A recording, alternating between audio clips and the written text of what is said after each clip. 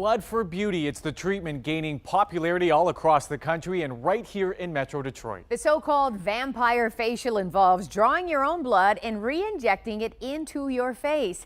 And it's all the fad among celebrities, some of the biggest names in entertainment even having it done. But now that treatment is under the microscope. Just this week, 2 people were reportedly infected with HIV after getting the procedure done at a spa in New Mexico. Tonight, 7 Action News reporter Amira David is showing how the treatment is supposed to work and what you need to know before you have it done. Earlier this week, health officials tied 2 HIV cases to injection-related procedures out of an unlicensed New Mexico spa.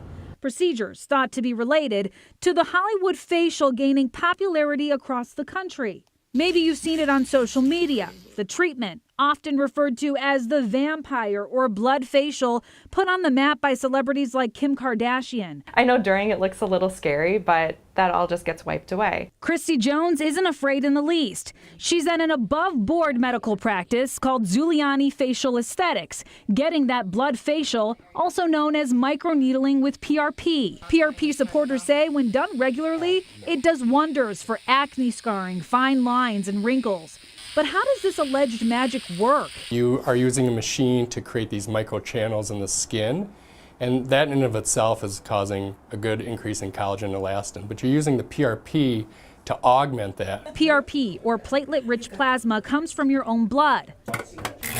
Spun in a centrifuge and separated until you get the best concentration of platelets. After the numbing cream goes on, a pen uses fine needles to create hundreds of tiny invisible puncture wounds, and that surface injury is what stimulates skin cells to regenerate. You're stimulating collagen and elastin. We're tricking your skin into creating more. On a scale of 1 to 10, Christy says the pain is at about a 2 or 3, but says the results are worth the discomfort and the roughly $600 per treatment. When you put your makeup on, everything's so much smoother. I love that I'm using my own blood, my own plasma. Those looking for a natural approach to skincare like it as an alternative to injectables or fillers like Botox. It actually is very safe. It's nothing foreign. It's you. And Dr. Zuliani says its use is now expanding with a new trend, using PRP injections to stimulate hair growth.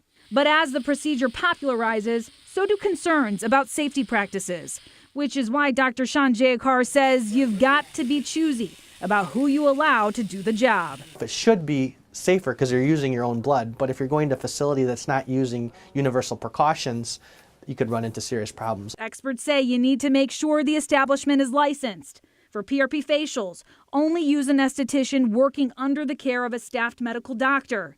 For PRP hair growth, the procedure should only be performed by a doctor. And beware of coupons with ultra-low prices that promise a certain outcome. And it can't be overestimated how important it is to do your research beforehand. If a deal sounds like it's too good to be true, it most definitely is. I'm Amira David, 7 Action News. Yeah, most important thing there, make sure you do your research before you do something like that. Always, always.